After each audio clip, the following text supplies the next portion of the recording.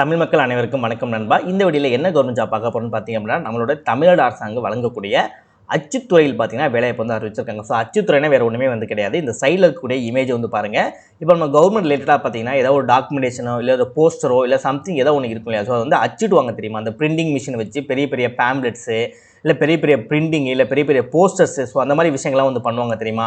So நீங்கள் வந்து அச்சுத்துறையில் வந்து இந்த மாதிரி ஒர்க் பண்ணணும் அப்படின்றது வந்து கிடையாது. உங்களுக்கு இன்னும் கொஞ்சம் நாலேஜ் ப்ராப்பராக இருந்துச்சு அப்படின்னா நீங்கள் சிஸ்டம் மூலமாக வந்து ஒர்க் பண்ணக்கூடிய ஒர்க்குன்னு பார்த்தீங்கன்னா இதில் வந்து அவைலபிளாக வந்து இருக்குது.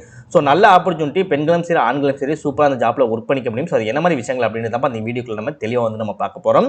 இந்த ஜாப்போட சேலரியை பொறுத்த வரைக்கும் உங்களுக்கு 71,900 கிட்டத்தட்ட பார்த்தீங்கன்னா 72,000 வரைக்கும், 72,100 வந்து கம்மி, 72,000 வரைக்கும் உங்களுக்கு மாத சம்பளம் தருவதாக வந்து அறிவிச்சிருக்காங்க. உங்களுக்கு எந்தவித எக்ஸாமினேஷனும் இல்லாமல் உங்களை செலக்ட் செய்வதாக அறிவிச்சிருக்காங்க. அது மட்டும் இல்லாமல் டைரக்ட் ஜாப் தான். டைரக்ட் ஜாப்பை பொறுத்த வரைக்கும் ஒன்ஸ் நீங்கள் அப்ளை பண்ணி முடிச்சு எல்லாமே இன்டர்வியூலாம் முடிச்சிங்கன்னா உங்களுக்கு அப்போயே வந்து சொல்லிடுவாங்க நீங்கள் செலக்டராக இல்லையா அப்படின்றது வந்து உங்களுக்கு அப்பயே உங்களுக்கு தெரிஞ்சிடும். உங்களுக்கு செலக்ட் ஆகிட்டிங்க அப்படின்னா என்ன நீங்கள் ஒர்க் பண்ணணும், என்ன பண்ணணும், எப்போ நீங்கள் ஜாயின் பண்ணணும் அப்படின்ற விஷயங்கள் வந்து உங்களுக்கு வந்து இன்ஃபார்ம் பண்ணுவாங்க. ஸோ அந்த மாதிரி டைரக்ட் ஜாப் இருக்கும்போது ரொம்பவே வந்து ஈஸியாக இருக்குது. நம்ம செலக்டாக இல்லையா அப்படின்ற விஷயங்கள் வந்து தெரிய வந்து ஆரம்பிச்சிடும். நெக்ஸ்ட் உடனே வந்து அப்ளை பண்ணுங்கள். ஏன்னா ஜாப் வந்து ஆரம்பிச்சிட்டாங்க, முன்னாடி நிறைய பேர் அப்ளை பண்ணிக்கிட்டு இருக்காங்க. பட் நான் கொஞ்சம் லேட்டாக அந்த வீடியோ போகிறேன். பட் லேட்டாக போகுதுன்னு சொல்லி யாரும் வெயிட் பண்ணாதீங்க. இப்போ அந்த ஜாப்க்கு நான் என்ன மாதிரி சொல்லியிருக்கணும் அந்த ப்ரொசீஜர்லாம் ஃபாலோ பண்ணி இப்போ நீங்கள் அப்ளை பண்ண ஸ்டார்ட் பண்ணிடுங்க. ஓகே நண்பா, இதான் பார்த்தீங்கன்னா அவங்க அஃபிஷியலாக ரிலீஸ் பண்ணியிருக்க நோட்டிஃபிகேஷன். இந்த நோட்டிஃபிகேஷனுக்கு கீழே வந்தீங்க அப்படின்னா உங்களுக்கு அப்ளை பண்ணக்கூடிய உங்களுக்கான அப்ளிகேஷன் ஃபார்ம் பார்த்தீங்கன்னா இதிலே வந்து கொடுத்துருப்பாங்க. ஸோ ஒரே லிங்க்லேயே உங்களுக்கு நோட்டிஃபிகேஷனும் வந்துடும். அதற்கு நீங்கள் கீழே வந்தீங்க அப்படின்னா உங்களுக்கான அப்ளிகேஷனும் வந்துடும். சரியா? ஸோ இதுதான் பார்த்தீங்கன்னா இந்த ஜாப்புக்கான கவர்மெண்ட் சைட்லேருந்து அஃபிஷியலாக, அதாவது printing department, sanitation and printing டிபார்ட்மெண்ட்லேருந்து கவர்மெண்ட் ஆஃப் தமிழ்நாடு. ஸோ இதுலேருந்து இந்த ஜாப்புக்கான அஃபிஷியல் வெப்சைட் தான் பார்த்தீங்கன்னா இந்த வெப்சைட். சரியா? ஸோ அந்த ஜாப் நீங்கள் அப்ளை பண்ண தயாராக இருக்கீங்க அப்படின்னா உங்களுக்கான அஃபிஷியல் வெப்சைட்டோட லிங்க், நீங்கள் அப்ளை பண்ணக்கூடிய அப்ளிகேஷன் அண்ட் நோட்டிஃபிகேஷனோட ஒரே லிங்க், இந்த ரெண்டு லிங்குமே உங்களுக்கு பார்த்தீங்கன்னா தனித்தனியாக கீழே டிஸ்கிரிப்ஷனில் வந்து உங்களுக்கு நான் லிங்க் கொடுத்துருப்பேன். ஸோ ப்ராப்பராக கிளிக் பண்ணி பார்த்து ப்ராப்பராக அப்ளை பண்ணுங்கள். இதே மாதிரி சூப்பரான கவர்மெண்ட் ஜாப் பற்றி நீங்கள் உடனே அப்படியே தெரிஞ்சுக்கணும். நீங்களும் நல்ல கவர்மெண்ட் ஜாப்பில் ஜாயின் பண்ணணும், நல்ல சேலரி வாங்கணும், உங்களுக்கு கவர்மெண்ட் ஜாப்பில் ஜாயின் பண்ண ஆசையாக இருக்குது, அதற்கு நம்ம சேனல் உங்களுக்கு ஒரு சப்போர்ட்டிவான சேனலாக இருக்குது அப்படின்றது நீங்கள் நினச்சால் மட்டும் மறக்காம சேனலை சப்ஸ்கிரைப் பண்ணி பக்கத்தில் பெல் சிம்பிள் ஐக்கனை கிளிக் பண்ணி ஆல் அப்படின்ற ஆப்ஷனை கிளிக் பண்ணிக்கோங்க. மறக்காம இந்த வீடியோக்கு லைக் பண்ணுங்க, உங்கள் ஃப்ரெண்ட்ஸ் எல்லாருக்கும் ஷேர் பண்ணுங்கள். முடிஞ்ச வீடியோ ஸ்கிப் பண்ணாமல் ஃபுல்லாக பார்த்து இந்த ஜாப்போட ஃபுல் டீட்டெயில்ஸ் தெரிஞ்சுக்கிட்டு அதுக்கப்புறம் இந்த ஜாப்க்கு அப்ளை பண்ணுங்கள். வாங்க வீடியோக்குள்ளே போயிட்டு இந்த ஜாப்போட ஃபுல் டீட்டெயில்ஸ் நம்ம தெளிவாக பார்க்கலாம். ஓகே, ஃபர்ஸ்ட் இந்த ஜாப்போட டீல்ஸ் வந்து பார்த்தலாம். ஸோ என்ன போஸ்டிங் கொடுக்காங்க அப்படின்னு பார்த்தீங்கன்னா அசிஸ்டன்ட் ஆஃப்செட் மெஷின் டெக்னீஷியன் வந்து கொடுத்துருக்காங்க. ஸோ தமிழ்லேயே வந்து இந்த நோட்டிஃபிகேஷனில் ஒரு ப்ளஸ் என்னன்னு பார்த்தீங்கன்னா இந்த நோட்டிஃபிகேஷன் ஃபுல் அண்ட் ஃபுல் பார்த்தீங்கன்னா தமிழ்லேயே வந்து கொடுத்துருக்காங்க. நிறைய விஷயம் உங்களுக்கு தமிழில் தான் வந்து இருக்கும். ஸோ அதனால் நீங்கள் படித்து பார்த்தாலே உங்களுக்கு ஈஸியாக வந்து புரிஞ்சிடும். ஏதாவது இங்கிலீஷ் தெரியாதுன்னு சொல்லி சொல்கிறவங்களுக்கு மற்றபடி உங்களுக்கு இங்கிலீஷ் தெரிஞ்சால் கூட நீங்கள் இங்கிலீஷ்லேயே பார்த்தீங்கன்னா ஈஸியாக நீங்கள் படிச்சுக்கலாம். ஓகேவா? ஸோ உதவி ஆப்செட் மிஷின் டெக்னீஷியனுக்கு வந்து கொடுத்துருக்காங்க. சேலரியை பொறுத்த வரைக்கும் உங்களுக்கு 19,500 ஆரம்பித்து 71,900 வரைக்கும் உங்களுக்கு மாத சம்பளம் தருவதாக வந்து அறிவிச்சிருக்காங்க. ஸோ இதோட காலி பணியங்களை பொறுத்த வரைக்கும் டோட்டலாக ஒரு 10 வேகன்சி பார்த்தீங்கன்னா அவைலபிள் வந்து இருக்குது இந்த போஸ்டிங்கான காலி பணியங்கள். ஓகேவா? எஜுகேஷன் குவாலிஃபிகேஷனை பொறுத்த வரைக்கும் பார்த்தீங்க அப்படின்னா உங்களுக்கு மினிமம் எஜுகேஷன் குவாலிஃபிகேஷன் தான் வந்து கேட்டிருக்காங்க. இன்கேஸ் நீங்கள் டிப்ளமோ ரிலேட்டடாக நீங்கள் பிரிண்டிங் படிச்சிருக்கீங்க அப்படின்னா நீங்கள் வந்து ஓகே. அப்படி இல்லாத பட்சத்தில் டெக்னீஷியன் ட்ரேட் ரிலேட்டடாக நீங்கள் வந்து லித்தோ ஆஃப்செட் மெஷின் அது வந்து படிச்சிருக்கவங்களுக்கு அது தெரியும், படிக்கல அப்படின்னா பிரச்சனை வந்து கிடையாது. ஏன்னா மினிமம் குவாலிஃபிகேஷன் வந்து எஜுகேஷன் குவாலிஃபிகேஷன் வந்து காமனாக சப்பார்டினேட் சர்வீஸ் ரூல்ஸ் கீழே தான் வருது அப்படின்னால உங்களுக்கு வந்து பிரச்சனை வந்து கிடையாது. சரியா?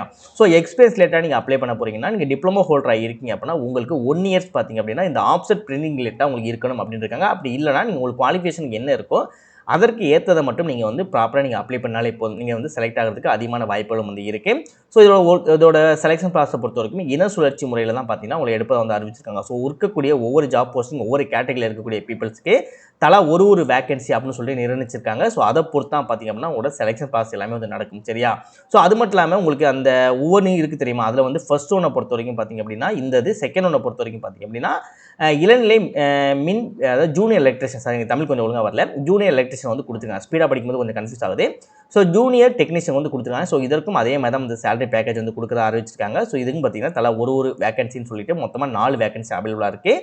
இதற்கு நீங்கள் எஸ்எஸ்எல்சி நான் முன்னாடியே சொன்னேன் தெரியுமா, உங்களுக்கு வந்து இந்த ஹோல்டிங் ரிலேட்டாக உங்களுக்கு இருக்குது, எக்ஸ்பீரியன்ஸ் இருக்குது அப்படின்னா நீங்கள் இது ரிலேட்டாக வந்து உங்களால் அப்ளை பண்ணிக்க முடியும். அப்படி இல்லாத பட்சத்தில் உங்களுக்கு எஸ்எஸ்எல்சி வந்து கொடுத்துருக்காங்க. ஸோ எஸ்எஸ்எல்சினா உங்களுக்கு பிரச்சனையே வந்து கிடையாது. நீங்கள் வந்து உங்களுடைய 10th 12th அதை வச்சு பார்த்தீங்கன்னா அப்ளை வந்து பண்ணிக்க முடியும்.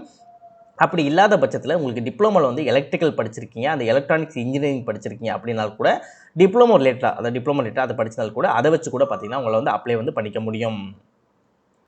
நெக்ஸ்ட் ஜூனியர் மெக்கானிக் வந்து கொடுத்துருக்காங்க. ஸோ ஜூனியர் மெக்கானிக்கை பொறுத்த வரைக்கும் அதே பேக்கேஜ் தான் வந்து கொடுக்குறாங்க. ஸோ இதற்கும் அதே மாதிரி தான் 8 வேகன்சி அவைலபிளாக இருக்குது.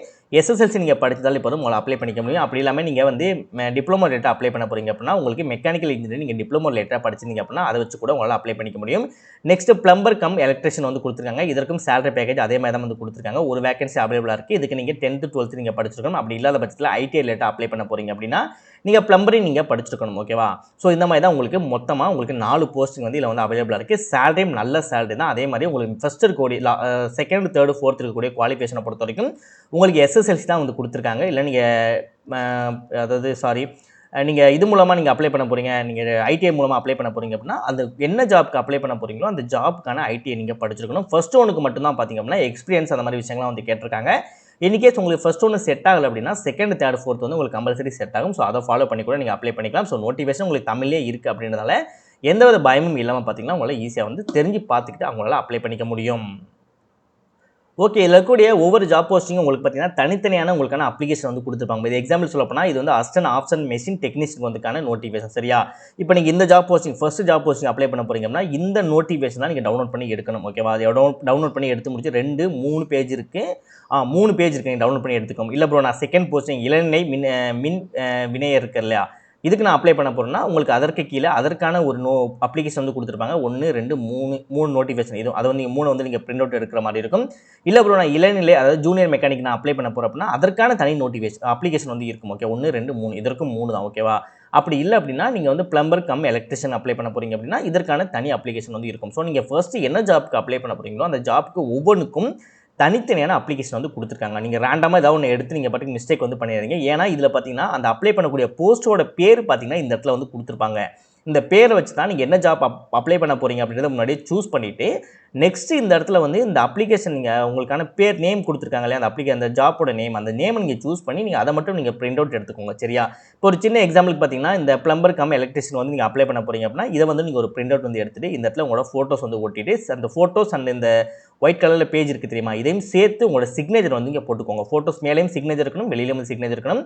நெக்ஸ்ட் உங்களோட காமன் டீட்டெயில்ஸ், உங்கள் பிறந்த தேதி, உங்களோட நேஷனாலிட்டி, உங்களோட ரிலிஜியன், உங்களோட சாதியின் பேர், அப்புறம் வந்து திருமணம் ஆனவரா அகலையா, உங்களோட நேட்டிவ் என்ன, உங்களோட மதர் டங் தாய்மொழி என்ன, உங்களோட அட்ரஸ் என்ன, நீங்கள் முன்னுரிமை பெற்றவரா பெறலையா, அதுக்கப்புறம் நீங்கள் 10th 12th என்ன மார்க்ஸ், எந்த வருஷம் பாஸ் ஆனீங்க, எங்கள் ஸ்கூலில் படிச்சிங்க, இங்கிலீஷ் மீடியமா தமிழ் மீடியமா, அந்த மாதிரி விஷயங்கள். நீங்கள் ஐடி ரிலேட்டட் டிப்ளமோ அப்ளை பண்ண போகிறீங்கன்னா நீங்கள் எங்கே படிச்சிங்க, எந்த இயர் படித்து முடிச்சிங்க, எவ்வளோ % ஆஃப் மார்க், இல்லை யூஜி பிஜியில் படித்து அப்ளை பண்ண போகிறீங்கன்னா அதுக்குள்ளே நீங்கள் என்ன படிச்சிங்க அப்படின்றது காமனான விஷயங்கள்லாம் வந்து கேட்டிருப்பாங்க.